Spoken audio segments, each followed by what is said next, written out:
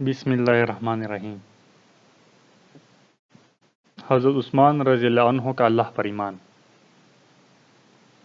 سیدنا عثمان رضی اللہ عنہ کو اللہ رب العزت نے خوب مال دیا تھا، لیکن ان کے دل میں مال کی محبت نہیں تھی۔ وہ اپنا مال اللہ کی راہ میں خرچ کرنے سے کبھی دریغ نہیں کر رہے تھے۔ برروما ایک کنواں تھا جو ایک یہودی کی ملکیت تھا۔ اس وقت مسلمانوں کو پانی حاصل کرنے میں کافی مشکل کا سامنا تھا۔ وہ اس یہودی سے پانی خریدتے تھے۔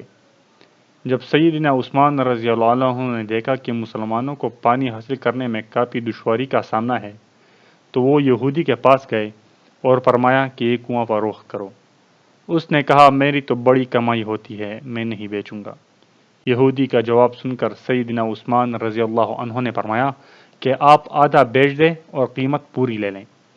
وہ یہودی نہ سمجھ سکا، اللہ والوں کے پاس فراست ہوتی ہے۔ یہودی نے کہا ہاں ٹھیک ہے، آدھا حق دوں گا اور قیمت پوری لوں گا۔ چنانچہ اس نے قیمت پوری لے لی اور آدھا حق دے دیا اور کہا کہ ایک دن آپ پانی نکالیں اور دوسرے دن ہم پانی نکالیں گے۔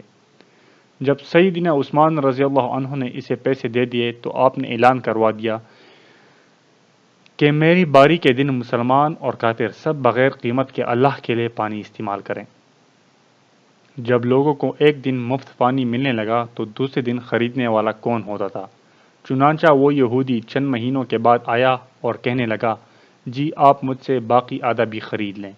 آپ نے باقی آدھا بھی خرید کر اللہ کی راہ میں وقف کر دیا۔